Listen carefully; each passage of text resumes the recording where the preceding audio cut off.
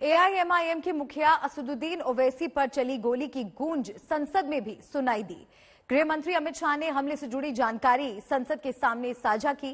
साथ ही ओवैसी से अपील की कि वो केंद्र सरकार की बात मानकर जेड श्रेणी की सुरक्षा ले लें।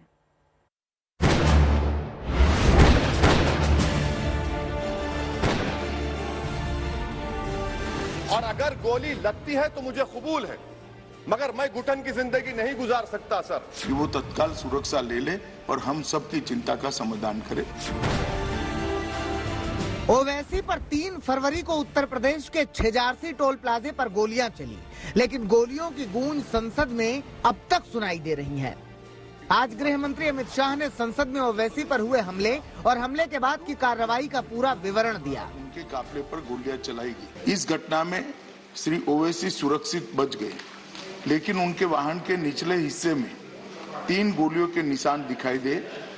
उक्त घटना को 3 गवाहों द्वारा देखा भी गया। पिलखुआ जनपद हापुड़। गृह मंत्री ने संसद को बताया कि ओवैसी की ओर से स्थानीय प्रशासन को न तो ये जानकारी दी गई थी कि ओवैसी हापुड़ के रास्ते से निकल रहे हैं और न ही उनके किसी कार्यक्रम की जानकारी स्थानीय प्रशासन को थी। श्री ओवैसी का जनपद हापुड़ में पूर्व से कोई कार्यक्रम नियत नहीं था और न ही आवागमन के बारे में कोई पूर्व सूचना जिला नियंत्रण कक्ष को भेजी गई थी। श्री ओवैसी घटना के पश्चात सुरक्षित दिल्ली वापस पहुंच गए। ओवैसी पर हमला हुआ तो जांच एजेंसियां भी हरकत में आई। अमित शाह ने बताया कि तुरंत ही केंद्र सरकार की ओर से ओवैसी को सुरक्षा देने के निर्देश दिए गए थे, लेकिन ओवैसी ने सुरक्षा नहीं ली। पहले भी कई मौकों पर केंद्रीय सुरक्षा एजेंसियों के खतरे के आकलन के आधार पर श्री ओवैसी को सुरक्षा प्रदान करने के लिए केंद्र सरकार ने निर्देश जारी किए हैं, लेकिन श्री ओवैसी द्वारा सुरक्षा लेने के लिए अनिच्छा के कारण दिल्ली पुलिस और तेलंगाना पुलिस उन्हें सुरक्षा देने का प्रयास सफल नहीं हो पाया। शाह ने बताया कि ओवैसी को जेड श्रेणी की सुरक्षा देने के आदेश दिए गए हैं, मगर अब तक उन्होंने सुरक्षा नहीं ली। अमित शाह ने अपील की कि ओवैसी सुरक्षा लें। पंजीकृत किया गया।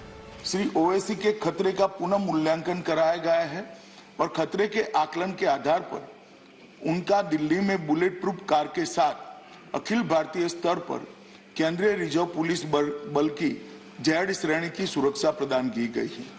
प्रधानमंत्री नरेंद्र मोदी आज राज्यसभा में राष्ट्रपति के अभिभाषण पर धन्यवाद प्रस्ताव का जवाब देंगे। पीएम सुबह 11:30 बजे राज्यसभा में बोलेंगे। सोमवार को लोकसभा में जवाब देते हुए पीएम ने कांग्रेस पर चुन चुनकर हमला किया। कांग्रेस को पीएम ने टुकड़े टुकड़े गैंग का लीडर बता दिया। पीएम मोदी ने तंज करते हुए कहा कि कांग्रेस ने 100 साल तक सत्ता में न आने की ठान ली है। उन्होंने कांग्रेस पर विभाजनकारी मानसिकता का आरोप लगाया।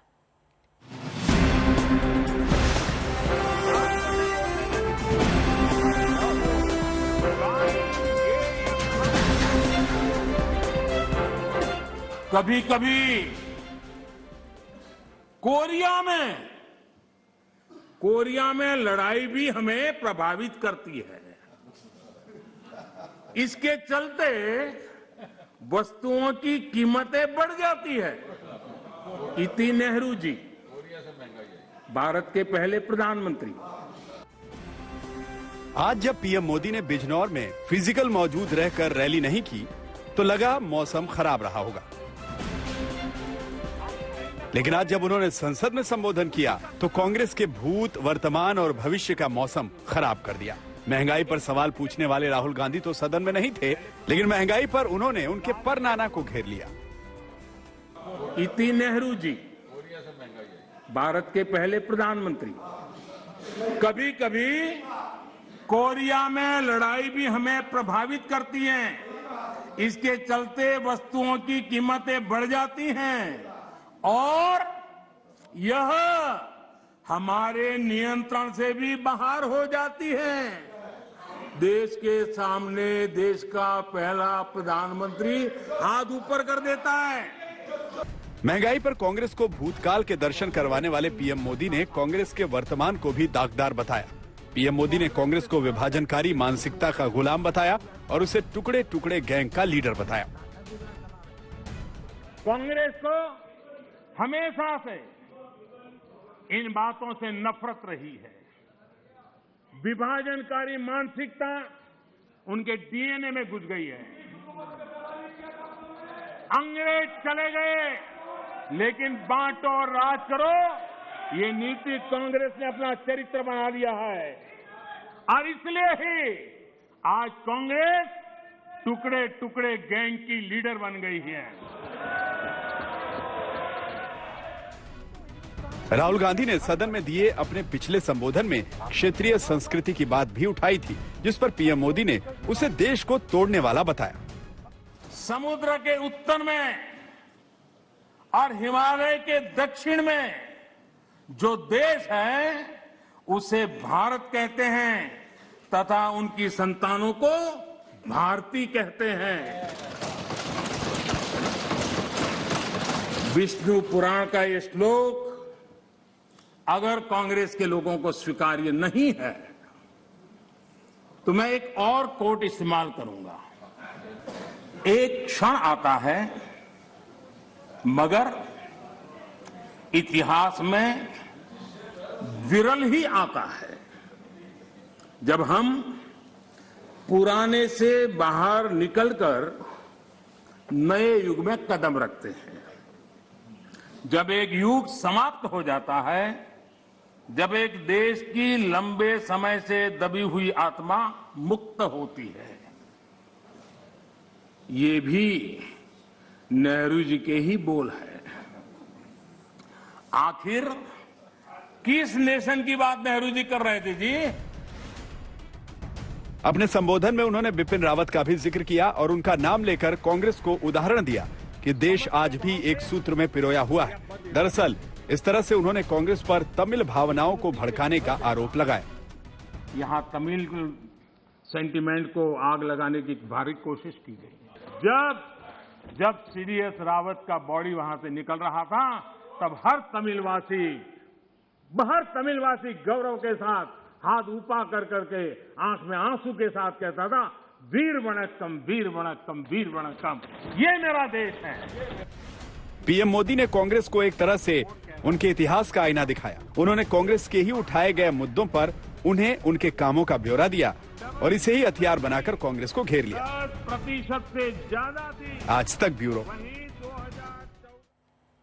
लोकसभा में पीएम के तेवर से राहुल गांधी बच गए। जब पीएम बोल रहे थे, राहुल गांधी मौजूद नहीं थे। हालांकि कांग्रेस फंस गई। पीएम मोदी ने भी ये बात सदन में कही कि बोलने वाले चले गए, लेकिन कांग्रेस के लोग यही हैं। राहुल गांधी ने लोकसभा में जो मुद्दे उठाए थे, उन्हीं मुद्दों पर पीएम ने घेरा और इतिहास के पन्ने पलटकर जवाबी हमला किया। जो लोग इतिहास से सबक नहीं लेते हैं, वो इतिहास में खो जाते हैं। वो जब दिन को रात कहें तो तुरंत मान जाओ, नहीं मानोगे तो वो दिन में नकाब ओढ़ लेंगे। जरूरत हुई तो हकीकत को थोड़ा बहुत मरोड़ लेंगे। वो मगरूर है, खुद की समझ पर बेइंतहा। इन्हें आईना मत दिखाओ, वो आईने को भी तोड़। जैसी कि पूरी संभावना थी, प्रधानमंत्री मोदी ने सदन में जब बोलना शुरू किया तो राहुल गांधी के पिछले भाषण के शब्दों को घुमा घुमा कर तंज किए। 2 फरवरी को राहुल गांधी ने सदन में सत्ताधारी बीजेपी पर दमदार भाषण दिया था। उसकी चर्चा खूब हुई थी, इसलिए आज पीएम मोदी पूरी तैयारी के साथ आए थे। ये आपकी सरकार की देन है। गोवा में 1994 में पूर्ण बहुमत के साथ आप जीते थे। 28 साल हो गए, गोवा ने आपको स्वीकार नहीं किया। तेलंगाना बनाने का श्रेय लेते हैं, लेकिन तेलंगाना बनने के बाद भी वहां की जनता ने आपको स्वीकार नहीं किया। झारखंड का जन्म हुआ, पूर्ण रूप से कांग्रेस को स्वीकारते नहीं है, पिछले दरवाजे से वो घुसने का प्रयास करते हैं। देश की जनता हमेशा हमेशा के लिए उनको क्यों नकार रही है। जिस प्रकार से आप बोलते हैं, जिस प्रकार से मुद्दों से जुड़ते हैं, ऐसा लगता है कि आपने मन बना लिया है कि 100 साल तक सत्ता में नहीं आना है। राहुल गांधी सदन में नहीं आए तो पीएम ने इस पर चुटकी ली और इस वजह से कई बार कांग्रेस ने हंगामा किया। अध्यक्ष जी, आप देखिए कि ये डिस्टर्ब तब करते हैं कि उनको अंदाजा आता है चोट बड़ी गहरी होने वाली है।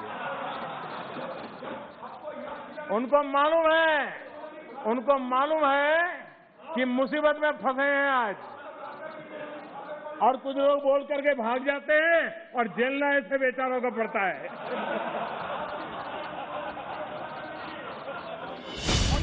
राहुल गांधी ने सदन में अपने भाषण के दौरान गरीबों और अमीरों को लेकर कहा था कि देश में दो तरह के भारत हैं। इस बयान पर पीएम मोदी ने सीधे सीधे नाम तो नहीं लिया, लेकिन अपने तरीके से राहुल गांधी और कांग्रेस को जवाब दिया।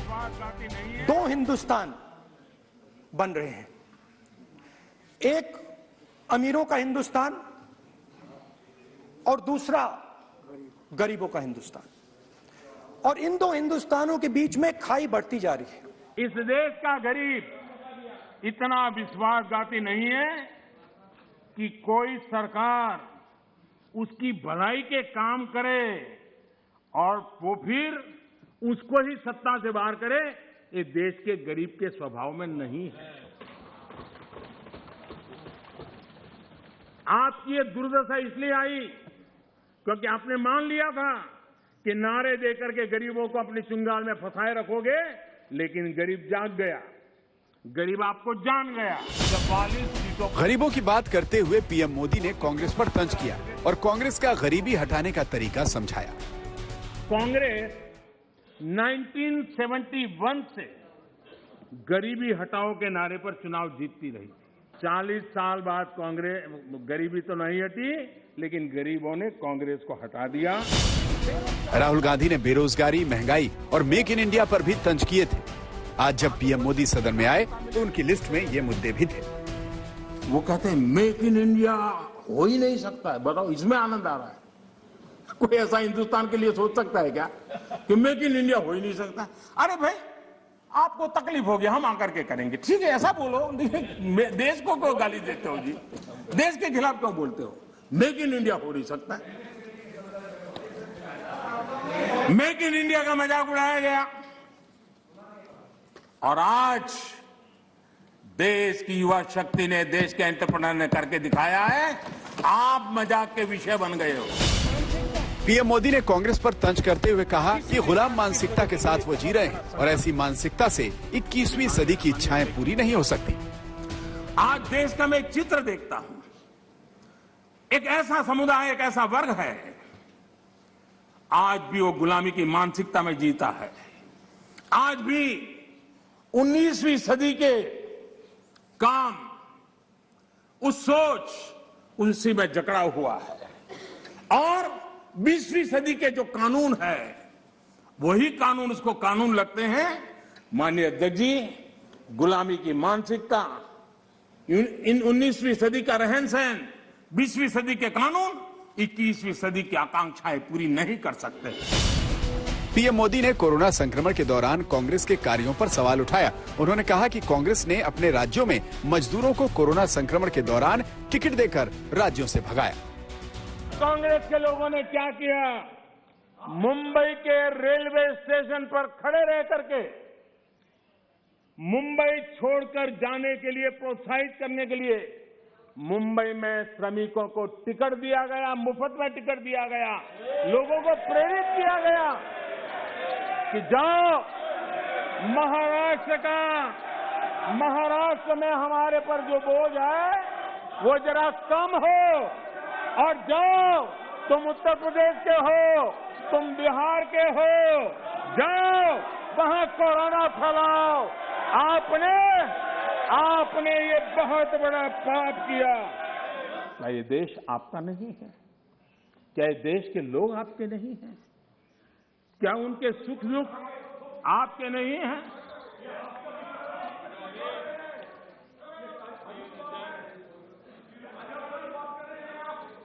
इतनी बड़ी संकट आया, कई राजनीतिक दल के नेता जरा आत्मनिरीक्षण करें।